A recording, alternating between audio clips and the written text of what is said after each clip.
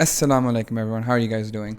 So in this video I want to talk to you guys about a video that I recently saw by a YouTube channel who goes by the name of Rationality Rules.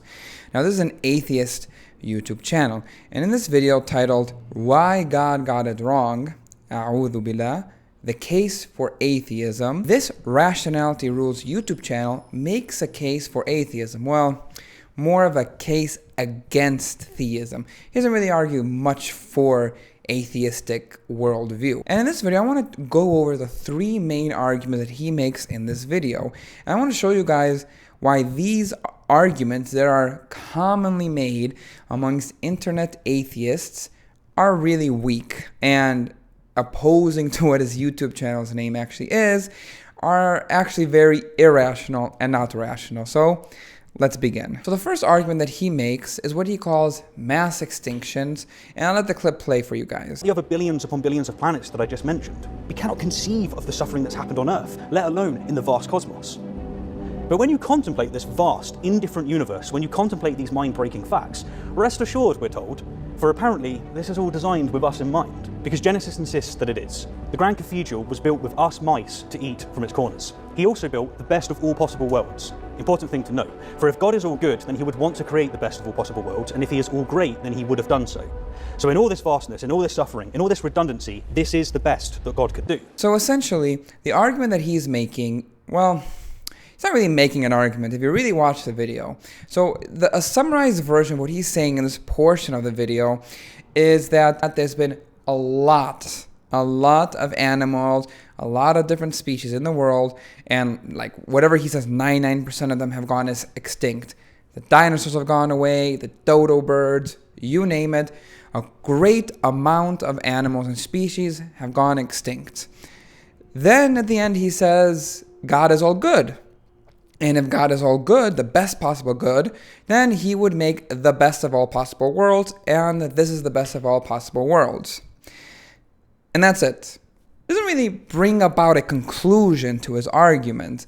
If his YouTube channel's name is Rationality Rules, he would go premise, conclusion format, but he doesn't really do this, which I kind of find it interesting. He's not making a rational argument, and you'll see in a bit that he's making more of an emotional argument, actually. Give him the benefit of the doubt to actually add to his argument, to actually make it better. He's making the argument of the problem of evil, the famous argument of the problem of evil. How can we coincide the belief of a all-powerful good God with the existence of evil in this world? There are kind of two problems of evil. It's called the logical problem of evil and the evidential problem of evil. A brief summary of these. The logical problem of evil states it is a logical contradiction for a belief in a good God with the existence of evil. There's a contradiction, and we can't believe contradictory statements. We can't believe, for instance, in a four-sided triangle because that statement makes no sense. It's a contradiction. And now this argument is made by J.L. Mack. However, with the logical problem of evil, even J.L. Mackey himself has stated that this argument is weak. He was the one who actually developed this argument and put it forward and popularized it. And he later on retracted and said, yeah, this argument is a little bit weak.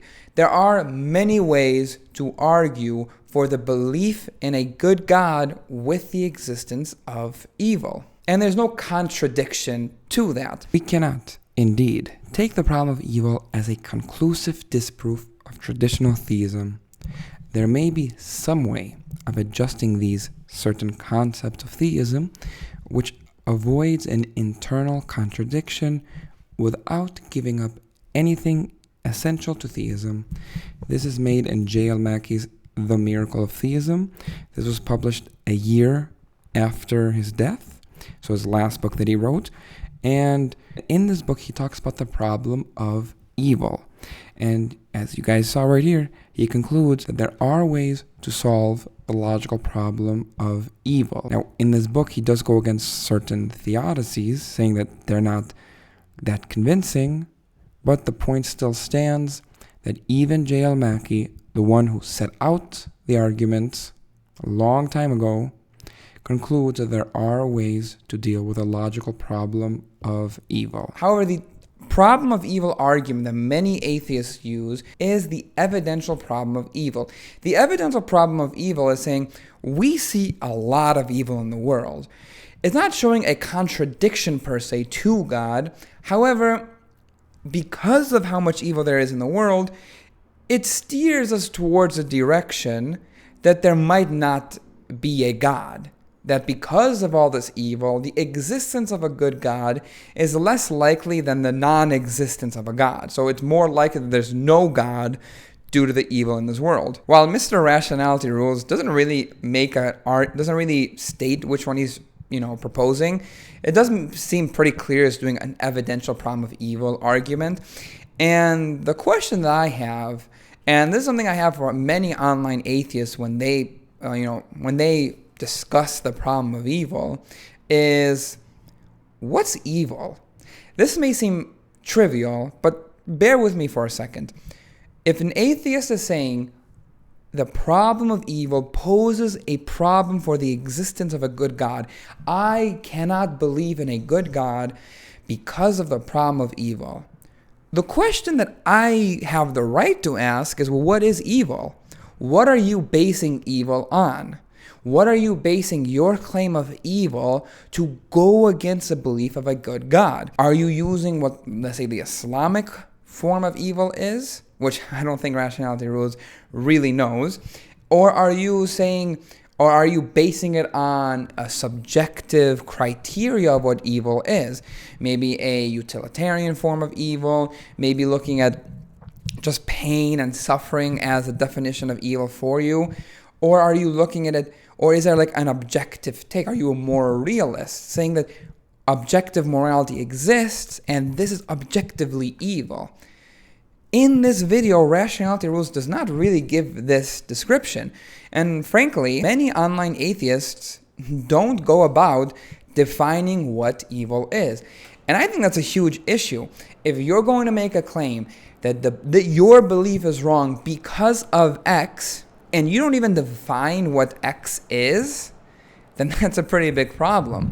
Now, obviously, in the video, it seems really clear that he's just saying evil. And we all know what evil really means. Mass extinctions. How can an all-powerful good God who knows everything allow for all these creatures to die out? The dodo bird, the dinosaurs. However, this framing of an all-powerful good God and the existence of evil is kind of a straw man. The reason why I say that is because, especially in Islam, but in other theistic religions as well, God is not just all-powerful, all good. God is also the most wise. He is a judge. He is ar-Rahman. He is the most merciful. He is a-Jabbar. He is al-Ghaffar. He is the most forgiving. He forgives the most amount of people. There are a lot of names and attributes of God. In the Islamic religion, we have 99 names that we know of. The attributes exceed those. One of the attributes of God that I really want to focus on is that God is wise. He is the most wise. In the Arabic language, wise, hikmah, and in the Arabic, the word hikmah means wada'a shay fi makanihi, putting something in its proper place. God being the most wise, he puts things in its proper place. And this is one of the many, but this is one of the many theodicies that have been presented in the literature of the philosophy of religion. And a theodicy is explaining away the issue of the problem of evil, basically. Why there can be evil that exists in the world with a good God. And as I was saying, God is the most wise. So if God is the most wise, then he knows what he's doing. That's how we understand it. So we might see somebody die, we may see something evil happen, but that could be the best thing for that individual. They could be the best thing for other people. We don't know the wise purpose of God. Hey, if I think it's wrong, then it's wrong. This is ego. Who is Allah? Al-Hakim. Yes, he has the totality of wisdom and knowledge. Allah has the picture, we've got the pixel. Allah has the whole jigsaw puzzle together, we got one small piece. As Ibn Kathir says, Allah has the totality of knowledge, we have fragmentary pieces. Another great theodicy that's even highlighted by Ibn Qayyim himself but made famous by Alvin Plantinga, is the free will theodicy. Essentially, with the free will theodicy, God allows evil because he, with his great wisdom, as we just highlighted, and him being all good, he makes the best possible world, the best of all possible worlds, be one where we have free will. We have autonomy. I'll give you guys an analogy. Let's say there's two parents. One parent wants their kid to go into dentistry. They actually think it's better for their kid to do that in terms of building their own family, having a house, paying the bills, and so on and so forth.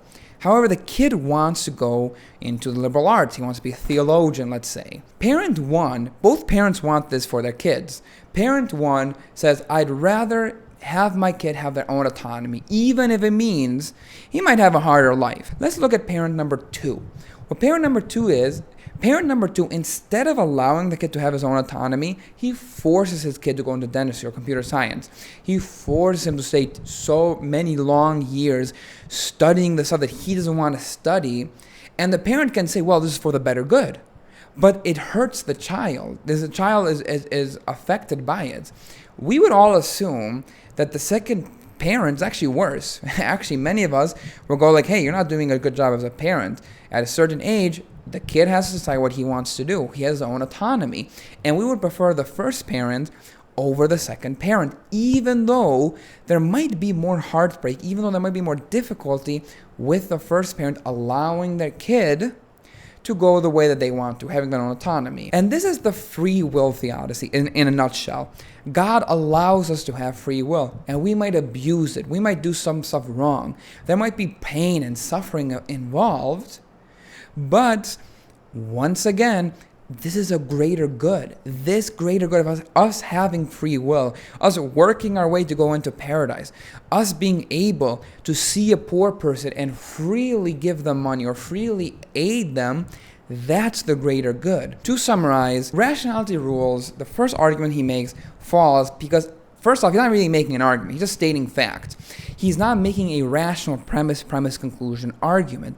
He's doing it to tug at the heartstrings. Even if I were to give him the problem of evil and highlight the problem of evil for him, there are still issues presented. God is not just all good, all knowing. He has so many more names and attributes. Again, he is the most wise. God allows for us to have free will. These are just two theodicies. There are many more theodicies in the philosophy of religion. And to say that this is just a smackdown, that this just totally annihilates theology and makes a case for atheism, is really weak. A pattern. Theistic explanations being replaced by naturalistic explanations. As we uncover more about our universe, the realms once governed by religious facts increasingly fall under the domain of scientific, naturalist understanding. And this compels us to answer an uncomfortable question. If a horse had lost 1,000 races, would you still bet on it to win the next? This metaphor aptly illustrates the track record of theism when compared to atheism in explaining our world. This is precisely what we would expect to see if there is no God. The second argument that he makes is essentially saying that science outbids theism. Essentially, science reigns king and theism falls short. The analogy he gives us, say, of you're betting on a horse. And if the horse keeps on falling and not winning, you just stop betting on the horse. Essentially, theism makes these great mistakes in science, and why are we still betting on theism to give us an understanding of life when it keeps making mistakes? Science, on the other hand, atheism or naturalism, which is kind of an issue, but I'll explain that in a bit, is always winning, is always doing the best. So we should bet on science. We should bet on the atheistic understanding of the world. First off, rationality rules. I don't know if you understand what science actually is. Science is inductive. Science does not lead to 100% truth. Science is inductive. It leads to probable truths with high probability. Now this is not just me, the dumb theist, the dumb Muslim studying in Medina, making this claim. Actual scientists agree with this statement. In Philosophy of Science, A New Introduction, the authors, when discussing about scientific fact, what they say about scientific fact. Science is revisable. Hence, to talk of scientific proofs is dangerous, because the term fosters the idea of conclusions are engraved in stones. There can always be new observations that can be at odds with our conclusion based on our previous limited data. Essentially, these authors, which is, by the way, this is a book made by Oxford, not by a dumb Muslim, the claim they're making is that these ideas of a scientific fact, science proved X, science proved Y, is erroneous, is not true, because science leads to probable truths. Science, because of the data we get, we make an inference, we make an inductive reasoning, and that inductive reasoning might lead us to a probable truth. It might get us closer to the truth, but we can never be 100% certain. A great example of this is the steady state theory. Essentially, the theory that the entire world, that the Earth, that the universe, that the galaxy was always present. It never came into existence. No Big Bang. This was way before the Big Bang theory. And this was a theory that was adopted by basically many scientists. Majority of scientists actually believed in this theory. This was a huge defeater for theism. Islam says that the universe came into existence. Christianity, Judaism, they all say the universe came into existence. So, do we just throw away our books now because of what science said? Well, clearly no, because many years later, the Big Bang theory came around and totally disproved of that old theory that the universe always was just constantly expanding, that it was always present. That theory is dead and gone now, but that theory was the majority of theory for a long time, and that theory really hurt theistic ideas, but when we really look at it, it was changed because nothing in science is 100% conclusive. Also, the claim that we gotta bet on the right horse, essentially that theism is dumb and science is right, is also wrong. Science has gotten itself a lot of times wrong, tremendously wrong, actually. I gave you guys the example of the steady state theory. What about in science in the field of medicine? Lobotomy, that was used actually by doctors, putting an ice pick in people's eyes and then hitting their brain to take away mental illness. People legitimately thought that was a way of getting away mental illnesses. Or what about the great eugenics? A completely racist idea of breeding, of creating the best humans. And eugenics, we all laugh at it now, was not a fringe movement back in the day. A vast amount of scientists actually believed in eugenics. Something that we would say that was hugely racist and completely immoral to believe in, well, there's science for you. Now, obviously, I'm not saying science got it wrong. Scientists made mistakes based on their induction. But this was a great mistake made through the use of the scientific method. However, the case that rationality rules make that science, we must go with the science here, is 100% inaccurate. Science makes mistakes. Science is a horse that does trip up sometimes. His analogy that he gave is 100% inaccurate. Secondly, he makes this kind of assertion that he doesn't say science if you actually really watch it. He talks about naturalism and atheism, which not all atheists are naturalists, but every naturalist is an atheist, but that's fine. Whatever, he can make that mistake, I don't care. But he makes this assertion that atheism equals science, naturalism equals science, religion does not and is counter to science. Really? I want everyone just to know that the first scientist was Ibn al-Haytham. The guy, he's a Muslim. He invented and came up with the scientific method. Now, he's a Muslim. And he said the reason why he did that was because when he looked at the world, he was so enamored, so impressed at the creation that God made, all the things that God created, that he wanted to investigate it more. Science is not opposed to religion. And religion is not opposed to science. This is such an absurd statement that many dumb online atheists make. So this argument that he made about science, naturalism, atheism, saying all atheism equals to science, religion does not equal science, religion bad, dumb, kind of falls flat when we look at what science is and when we look at the history of science getting stuff wrong. Ephesians 14, Apostle Paul instructs women to be silent and submissive in church. Ephesians 5 insists that women submit to their husbands. 1 Timothy 2 ensures us that a woman should not teach or assume authority over a man. St. Augustine, St. Aquinas, and all of the rest came with these receipts of revelation. Today, however, theists will disperse of these verses, relying more on the vacuously vague, right is written on our hearts. That's how they justify finally giving half of humanity basic dignity. But what's going on here? How do theists explain this progress, this moral progress? On the one hand, we're effectively told by modern Christians that their saints, no less, read the Bible wrong. But think of what this entails. Should these saints even be called saints when they have so egregiously misrepresented God's words? And what of God? Are we really to believe that despite wanting to communicate with us, he could and would so egregiously fail in doing so? Are we going to buy this? Really?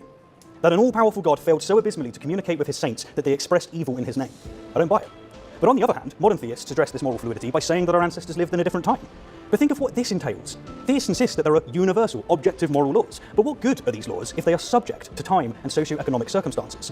Are we really to believe that an all-loving God could and would say yesterday that women are second-class citizens, but today that they're equal? Nonsense. No omnibenevolent entity could pivot like this. Last argument that he makes in this video is on the topic of morality. Essentially, many of the ideas and practices in the Old Testament and New Testament have bad immoral practices or beliefs. And now many Christians have changed how they view morality. And some of the old practices, the example he gives on how treatment of women in the Old Testament and New Testament, many Christians won't adopt that. And they will change their morality to conform to how modern society views morality. And his argument is this conformity, this change in morality, how Christians view morality, has two issues. Either one, God did a bad job, that God didn't properly explain religion, and if God did a bad job and we're changing morality, then what kind of God is this? Or two, that many theists will use this thing of saying, oh, that was in the past, and now we're in the new era, and that the morality of the Old Testament and maybe the New Testament was just in the people of the past. Now we're in the new generation, so we have to update and change our vision of morality. Now, to be honest, I somewhat agree with rationality rules when it comes to Christianity.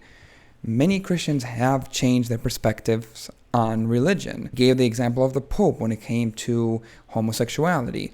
He gave the example of slavery, how many Christians will completely deny slavery, something completely immoral, yet the Old Testament has many mentionings of slavery. And in this regard, this is a valid critique to some Christians and Jews who have changed their perspective on religion, who have formulated their idea of morality to fit the modern system, the modern liberal ideas. However, this critique is not really valid when it comes to Islam. Muslims have not changed their morality at all. We have whatever the Quran and the Sunnah has laid down for us, we obey it 100%. And interestingly, he didn't mention that in his video. Now, this video was taken in the context of him debating a Christian. However, he mentions theism. So he's clumping all three monotheistic religions in this, we change our morality to fit the modern systems, the modern ideologies. Islam does not do that. Actually, many times people will criticize Muslims for not changing their moralities because we believe that whatever God has laid down is the best for us. We believe that whatever God has told us, told the Prophet Muhammad sallallahu alaihi wasallam, has sent down in the Quran, is not just for the people in the past, not just for the Arabs in the past. It should and must and is the best thing for us right now in this modern era. Muslims do not and have not changed their ideas when it comes to, for instance, let's say the hijab or the roles of men and women. We don't change those because we believe that whatever God has told us is the best for us, for humanity. So we don't change our religion based on the morality of the now. This is not a valid critique against Islam. When it comes to the topic of morality, we Muslims are divine command theorists. We believe that God is all good. God is inherently good. He's necessarily good. So whatever God commands for us is good. So whatever new ideology, whatever new ideas come about, and that is counter to our books, we reject that. We reject feminism. We reject liberalism. We reject these ideas. He mentions how the 3 theistic religions have immoral things in them. However, he doesn't present his objective morality to say, hey, these 3 books say this, and based on our objective morality, it is wrong. He doesn't do that. Does he believe in objective morality? Is he a moral realist? Does he believe in subjective reality? Is it relative to him? What is his understanding of morality?